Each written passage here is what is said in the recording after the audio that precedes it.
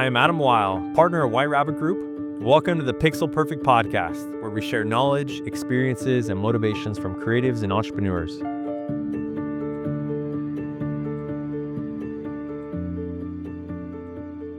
Tell me, I think I want to start with just understanding your story, hearing your story again, going from, being an executive and working with this executive coach to then, meeting Josh. Tell us about how that happened. Yeah. So I started as a entry level paid search account manager at Tenuity back when it was Elite SEM in 2008. And as that company grew, I grew with it. I went on to lead the paid search team. Half the time I was managing my team, managing clients. Half the time I was in New York City going and pitching clients, just really telling them what we are, what we're doing, and how we do it. And eventually went on to lead and found the sales org at Tenuity, was promoted to chief commercial officer, overseeing sales, marketing, innovation, partnerships. And I was 17 and a half years in when I eventually left. What drove that? The industry had gotten a lot more saturated, gotten more competitive. I'd been there for a long time. The company and the industry overall wasn't as growing as fast as it once was. And I liked being in fast growth environments. I had a couple businesses in college. I liked when Elite SEM and Tenuity were growing really fast. And that was kind of the energy that I was starting to yearn for more and more. So whenever it occurred, I was starting to kind of just like keep an ear open and keep an eye open to what was going on outside. But I was never like at the point of hiring a recruiter and actively pursuing and interviewing. I never did that actually ever in my career. I had an executive coach at Tenuity. I was working with her for a couple of years, and it was always about me. It was always about what I was going through and how she could help. And at one point, there's one conversation where she said, "Jesse, I need to actually flip the tables here and ask your advice on something, if that's okay." I said, "Sure, of course. You've helped me so much. How can I help? I'd love to help." She said, "Well, my son, he's in his fourth year at Syracuse. I've paid an arm and a leg to put him through school. And now he's got this business and he wants to drop out of school. And I'm telling him he's got to stay in school and finish this out. And I want to tell you about his business because you're the only person in my network that would understand what it is he's doing, because I frankly don't understand it." "Sure. Tell me more." So he's interviewing people about products in the park in New York City, and brands are using it for their TikTok or their Facebook. They're running in his ads, and he keeps winning more clients. More brands keep reaching out to him, and the business is growing. So I said, interesting. So they're posting it as ads, and he's capturing these testimonials. And there's product market fit, is what you're telling me. Brands are coming, and more are coming. Yeah, that's exactly what's going on. At that time, I had been one of the teams I oversaw at Tenuity was the innovation team. And I worked also very closely with our chief strategy officer that was in charge of M&A. And he had been beating the drum for a long time about vertical video. And, overseeing the innovation team and one of the paid social innovation leads, I'd also seen how creative was kind of moving to the forefront of what's driving performance. So with those things in mind, I said to her, "Sharon, I think what he's doing is actually really innovative and disruptive. And I don't know of anybody else doing this. And the market is speaking to him with the dollars. I think from what you've told me, you need to let him actually go pursue this, because he's found a business that a lot of people, wait a lifetime to find something that there's, a business that there's product market fit. So if you're asking my advice, I'm sorry, it's not what you want to hear. You got to let him drop out. If you force him into school and he does away with this business, he might resent you for a long time." So as the story goes, she called him up right after we spoke. She gave her blessing, and he was in the dean's office 5 minutes later, dropping out of school. Wow. So was this all on that first meeting with her, or did you kind of do your due diligence, kind of looking into it a little bit more, having a few conversations, talking with Josh, or did you just recognize it right away? I believe I just recognized it right away. There wasn't really due diligence. I did offer on that call. I said, if I, I know he's 21 years old or 20 years old at the time. If I could be of any assistance, like, you've helped me so much, let me help him out. Hmm. And he didn't take my call, right? She never kind of followed up on that. And that was fine. No sleep lost on my end. I wasn't thinking, let me go join this company at that point. I was truly actually Right. just trying to suggest, how can I help? Yeah. 6 months later, we spoke again, and I said, "Oh, by the way, how's she?" I think she brought him up. I said, "Oh yeah, how's he doing? How's the business?" It's going well. He's just worked with Rob Gronkowski's brand, and he's working with Groons, and he's continuing to win more brands. I said, and she thanked me. She's like, "Thank you so much. Like, he's so happy. I'm happy. He's happy, and the business is going great. But he could still use guidance from somebody like yourself." I said, "Well, put me in touch." He did take my call at that point. This was about a year ago from now. This was like July 2025. Mm. And I remember I just arrived, like, family summer vacation. I was waiting for my family there at the grocery store, picking up groceries. We were separate cars. And him and I were just talking for like an hour. We spoke the next day for an hour and a half, and the next day for an hour and a half, and we hit it off. And that's how the partnership was effectively born. Hmm. So you were just vibing with this 21-year-old, just like, I love what you're doing. Here, maybe here's an idea. You guys are just kind of sort of brainstorming on how to grow it. Yeah. I immediately recognized in him like this, like, raw charisma paired with vision and conviction and high like IQ and business acumen Hmm.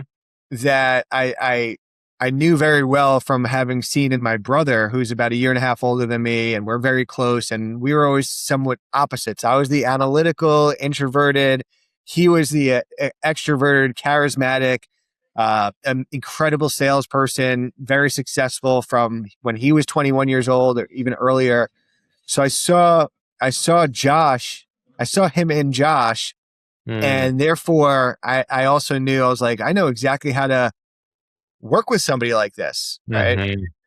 And that was also gave me another degree of confidence of, like, even though he is 21 and even though this business is a startup, I think he's got enough raw talent plus product market fit that I could be one of the missing ingredients here to really make this thing explode. Right. And it did sort of explode. I mean, I think you were telling me some of the numbers. I don't know if you're comfortable sharing those, Yeah. the growth since you started. Yeah, we've pretty much 6x'd revenue over the last 9 months, and we're not talking about a original comp of like $10,000 going to Yeah. 60,000. I mean, it was a 7-figure business when I joined in terms of like run rate, and yeah, last 2 months we're run rating as an 8-figure business. So I wanna talk about what's happened this past year, but give us a little bit more insight on how he started this. It sounds like he's a pretty smart, charismatic, talented individual. Where did he get the idea? How did he get those initial? It sounds like those are some great customers to have. How did he land those? He was always a social guy in high school, right? People loved him, right? Just like, he was friendly, he was charming, he was charismatic. So he always had a lot of friends. One of his best friends was a guy named Oliver who had started Tabs, a viral D2C e-commerce brand that was selling sex chocolates, right? And Okay. Oliver, at a young age, had grown that into a I don't know, 8-figure business or whatnot. Oliver, who's a very sharp businessman and has a lot of business acumen, saw people doing these man on the street interviews and them gaining traction. So he said to Josh, "Hey Suggs, you're home for the summer. You want to make a couple $1,000 bucks?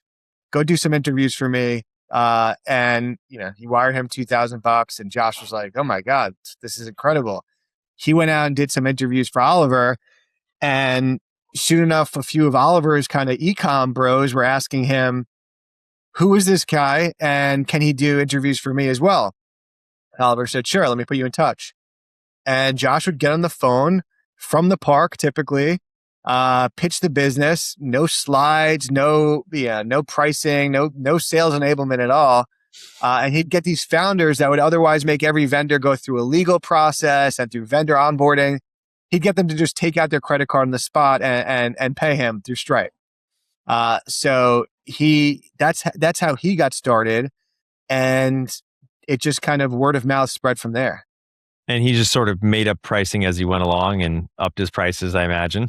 He made up pricing, as he went on. I don't know if he ever upped his prices until I came aboard, and I said, "Hey, this is great. The market for this type of video is about 3 times what you're pricing it at, and I know we're very ops constrained right now, right? I've come on, and the conversations I've had, like, we can't deliver the amount of demand that we have.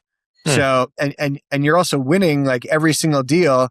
So all these signals tell me that you're probably priced way too low in the market." Low. Yeah. So one of the first moves I did when I came in was, I increased the prices to market rates, but I also used some of that money, some of those increased profits to now invest in a creative strategy team, because we didn't really have a creative strategy team at that point, right in the creative briefs and being very thoughtful about every one of these shoots. So I did that. We were also doing everything was like project to project. So I knew coming from Tenuity as well, like creative, it performs best once you can learn and iterate over time. And street interviews were not immune to that. So we should at least put in an option for clients to commit to a 3-month minimum and give them some sort of incentive to do so, which is another thing that we did pretty early on when I joined. Right. So I imagine those two things, upping the prices and then the contracts, I mean, that probably increased the LTV of each customer by a lot. Yeah. Those helped increase the ACV, the LTV. We also I started to hear clients really valued the raw footage, so that they could continue to clip that up and repurpose it. And we were giving away the raw footage to any client. So I made a little tweak and started to hold back the raw footage from the trials. So in addition to them paying a premium per video to do a 1-month trial, they also didn't get the raw footage. And that was another thing that transformed what was around 50-50, right? 50% of people are going for the 1-month trial, 50% of people are going for the 3-month minimum. Today, and since that changed, it's about 80% the retainer model, 20% trial. Wow. So those 3 things combined helped us increase that initial contract value by 8 to 10x. So did you approach Josh and say, "Hey, I think I can really help you here. We should form a partnership"? Or did he say, "Hey, I want you to come in and do some of these things that I just haven't quite figured out. I don't have the experience around"? How did that come about? Yeah, it's funny. We actually, when we connected, we were both watching a lot of kind of content about like live shopping, and that business starting to kind of take off here in the US. So we were originally brainstorming opening up a live shopping business, and he had his street interview thing, and we were just thinking that was going to be like a sidecar to this massive live shopping business that we were going to create. So I started doing my own research, and I started to look at some of the unit economics of that business and what it would take to actually stand up a facility where you could do this. And as I peeled back the onion there, I started to realize that the brands that were doing live shopping weren't really generating a lot of GMV. The amount of investment was going to be significant. And that became less and less attractive as the street interview business continued to grow in the couple of months that we were starting to speak. And at one point, we both kind of came to the mutual realization and agreement that, hey, maybe it's a little too early for live shopping in the US. I know it's taking off in Asia. And maybe we should just focus on the street interview thing, which is when he started to pursue me to come on board as CEO. And at that point, it was intriguing, but I was like, wait, I have an executive compensation package. I've been working at this company for 18 years. I built a team. The team is relying on me to take them to the promised land. Like, I can't just up and leave all of that. But I hear you, and I'm going to think about this. And at that time, I started to speak to some mentors around me who all said, "Jesse, you've proven one thing, is that when you dive into something, you are both feet, both legs, full body in, proven by you being at Tenuity for 17 years. So you should, before you jump into this, I know you're excited, before you jump into this, you should you should really just like put the word out there that you might be interested in other opportunities, which I did.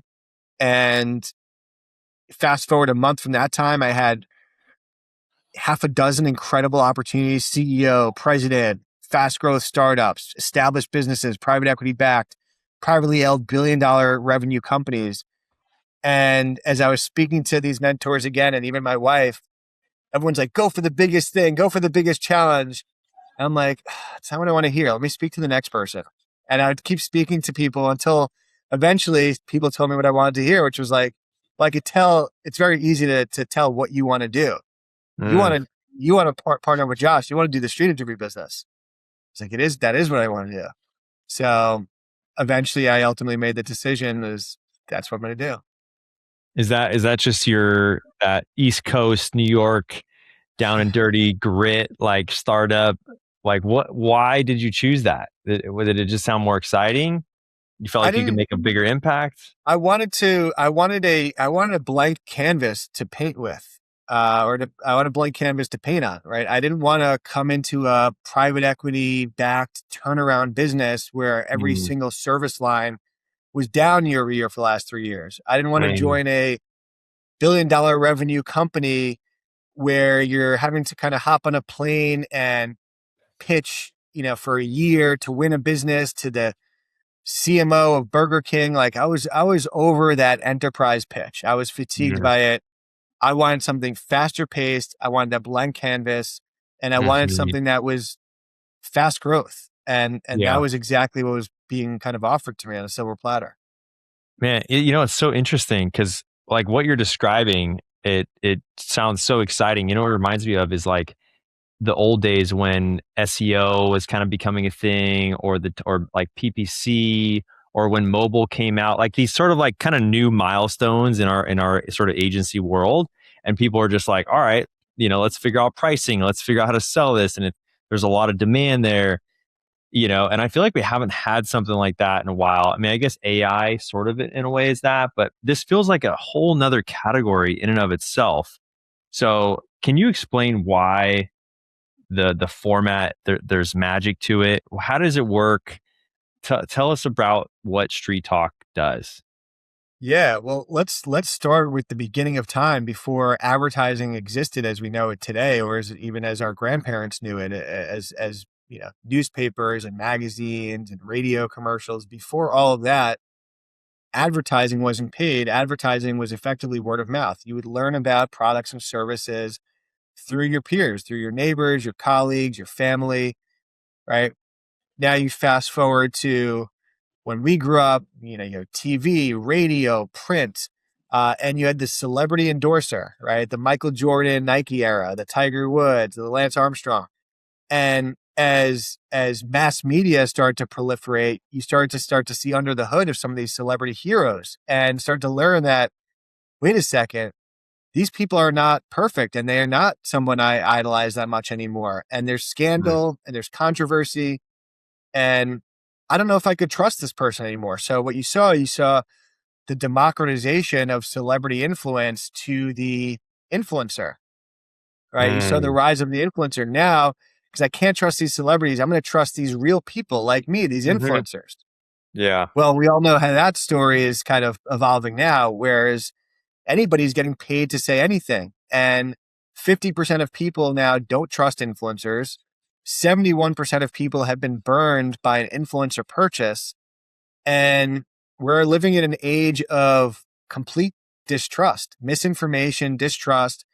There's been tons of influencer scandals, right? Think of like the Fire Festival. Think about any of these recent examples where an influencer kind of did their audience dirty by taking Mm. money to shell out a product that they never really enjoyed and they were just getting paid to promote.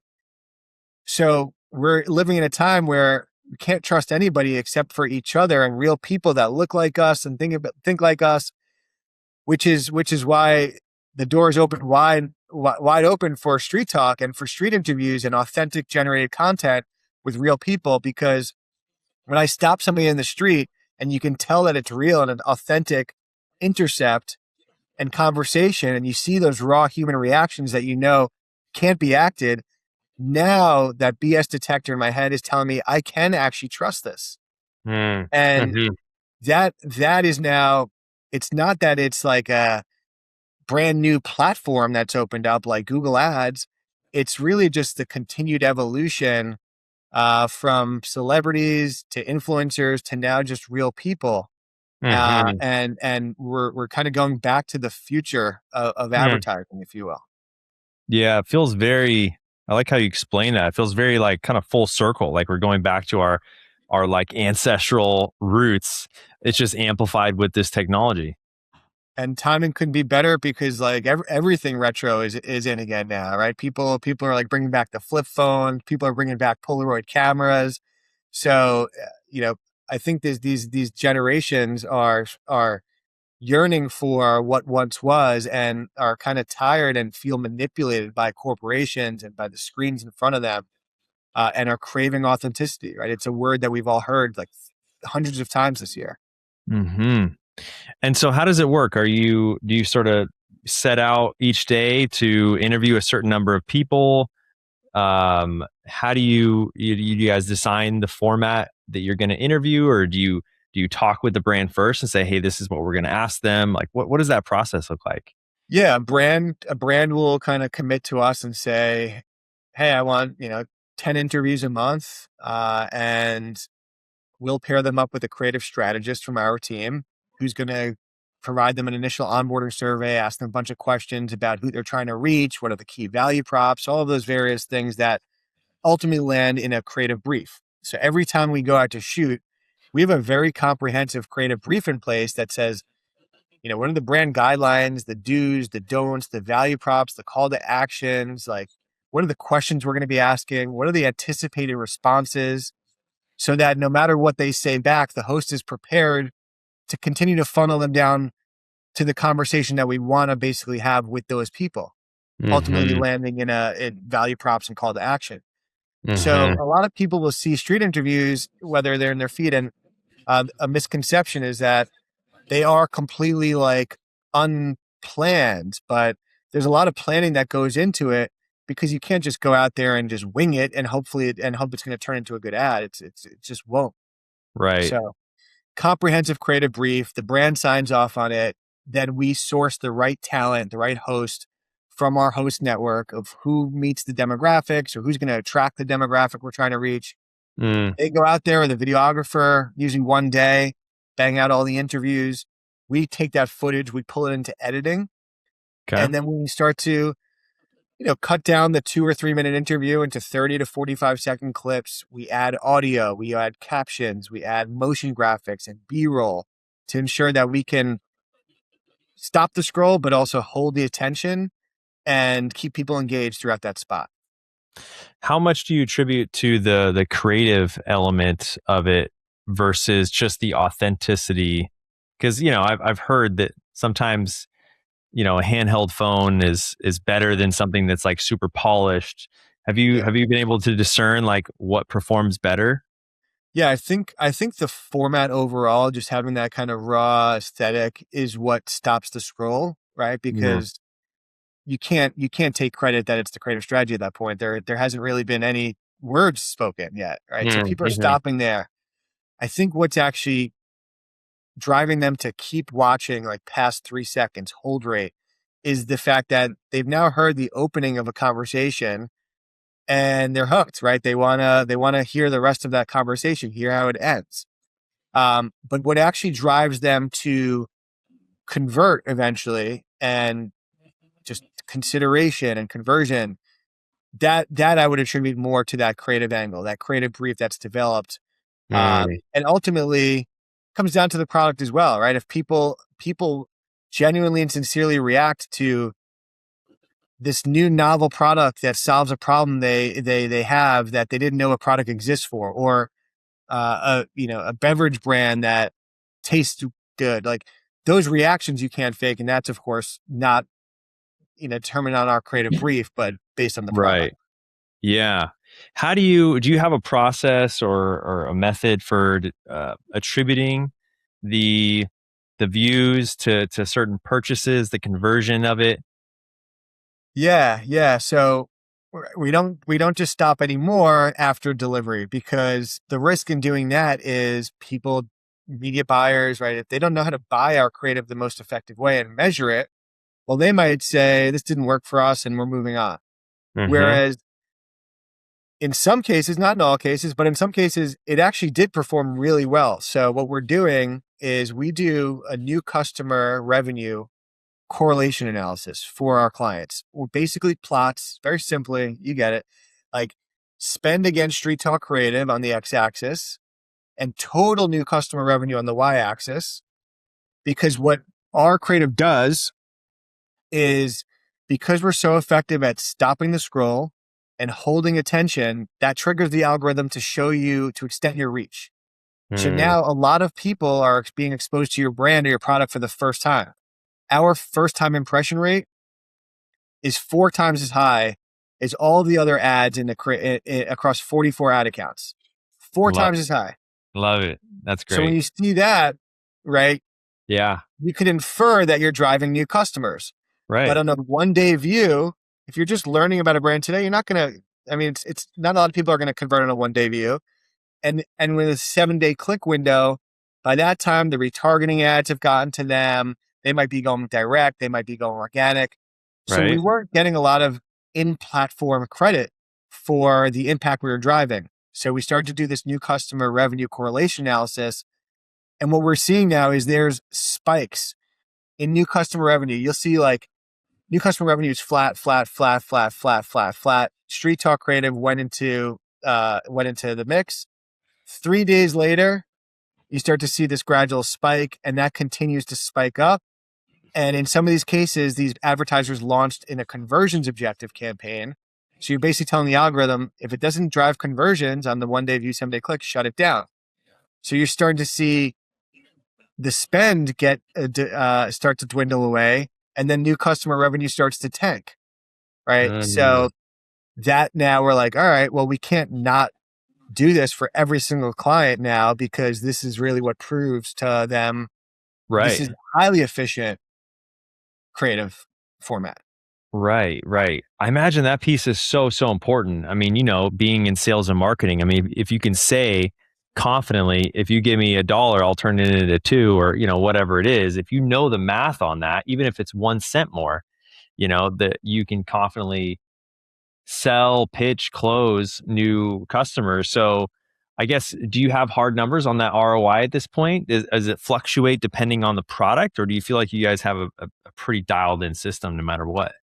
I just brought on a VP of creative science and client success about a month ago, who I Okay. met at he was a previous like VP of media at Northbeam. So his job there was basically helping brands understand how different elements of their marketing mix, channels, creative, were performing, as opposed to how they thought they were performing.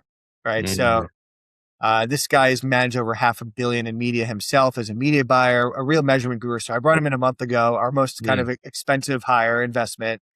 And so we're doing these analyses like one off right now, but we're also building a platform with 1-click authorization to connect to your Shopify, your Meta business account, so that we can start to automate and deliver this type of report to every single client. And then mm, we'll be able to effectively aggregate the data and put together our proprietary research reports that show you what to expect, yeah, not overall, but also by industry, ideally as well.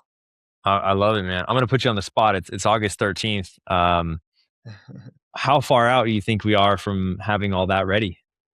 So the report, I actually spoke to him like an hour ago. The report is probably like a week away. Uh, Okay. and that's going to be now like 60 accounts connected. Ideally, there'd be more. We have over 150 active clients, but not everyone wants to kind of give access away. So we've got about 60 accounts will be in the report. The platform, however, right, once we can actually automate the delivery of this report, Mm-hmm. TBD. I hope Okay. it. I hope we're a month away. Okay. Okay. And where are we all headed? Like, where is this going? I feel like there's potential for a really grand vision on this. What does that look like? A certain amount of customers? Does it look like new service offerings in the future? Where are you guys headed? So I've got a few different strategic paths we can take this, and it doesn't necessarily have to be one of these paths. I'm actually curious what you think. Yeah. Uh, so number one, right, the path we're on when I mentioned this platform is, could we actually turn this into a service as a software where everything in our process is automated except for the actual production, which you can't automate? Meaning, Yeah. instead of a creative strategist developing a creative brief, if we could build a knowledge base of over 1,000 of our creative briefs, and we have a feedback loop of meta accounts telling us which angles, which hooks work the best for which industry, in Mm-hmm. theory, a client can sign today, get access to the platform, enter a product URL, answer a few questions, and see a creative brief. They could approve it, Right. and that sends the signal out to go shoot. Okay. The reporting, everything could be in this platform. Now, that would allow us Mm. to drop our price, open up the market, and also sell to agencies. And agencies could just kind of Mm. license this platform and then use this to sell to their clients. Interesting. They could almost white label it. They could completely white label it, right? So that's one strategic path. The Yep. other one, straightforward, is to go global, right? Brands are asking us in some instances now, do you do this market? Do you do this market? And the answer is no right now. Right. Right? W- What is the biggest constraint? I guess what's your goal with it? Maybe first, like, do you want to hit a certain revenue, or is it, yeah, how big do you want to make it? Is it Um, like kind of like a lifestyle type company that everyone not has a, sort of different goals, right? yeah, I would say, like, we're all ambitious, like me, Josh, and Luke. Luke's our third co-founder. Okay. I want to continue to just like make a name for Street Talk, and I want to continue to grow it. Right? I know there's some amazing media buying agencies that will be like, we cap out at 9 clients, and like they're happy, and power to them, and they're making Mhm. probably $1 million a year in distributions, and they're happy, right? That's not our plan. Our plan is to continue to grow this thing. I'm I'm interested because I think we're really effective marketers ourselves, right? We are deploying some more of the more innovative forms of B2B marketing, right? We invest in our personal brands. We have a media channel in the Street Talk show. We're doing paid media at scale and producing our own creative with high velocity and diverse concepts, right? The right way. So we're Mhm. doing more of this like innovative B2B marketing. And I think that if we could find other boutique agencies that do creative and they have like different unique formats, like skits, for example, um, could we actually acquire them and just accelerate the growth? And then could we actually Mhm. be a platform that finds other great creative agencies and accelerates the growth and cross sells to our client base? And ultimately all of that we could integrate the back end, finance, HR, marketing, sales, but the platform that I described as well, that could still apply to all of these different creative formats, right? So if we're Mhm. doing skits, is that driving new customer revenue growth, right? And Mm. and that could also be a common denominator. So Mm. um, overall objective, I at Tenuity we exited the business twice.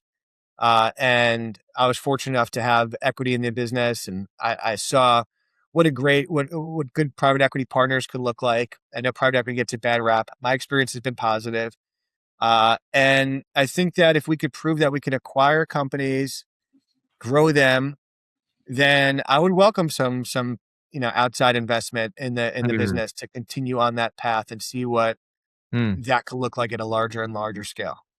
Yeah, yeah. The cool thing is, I feel like you have options at this point. You feels like you kind of capture lightning in a bottle. You have so much momentum right now. Um, if I were to maybe give any words of advice, not that you're asking or not that I'm even qualified, but I did ask. I did ask. I just would be careful because you have captured that. Just be really certain. I think in that direction. You mentioned the software angle. That's definitely a play, right? With AI, I mean, and all the data that you have, you could aggregate that, you could synthesize it and figure out what are, like you said, the best creative briefs, the best questions. It can self improve over time. No doubt that's a play. I mean, there's, I think, 100,000 marketing agencies in the United States. The marketing industry is having, I think, a little bit of a hard time. They're probably more open to something like this than ever before. to differentiate themselves and offer, a lot of value to their clients. But yeah, obviously you got to build that software. That's a whole nother problem to solve. Um, Rolling this into other boutique shops, the private equity, that's just a totally different venture. So I think just, doing your due diligence, I think on whatever path you want to look at, Yeah. before going all in and not spreading yourself out too thin.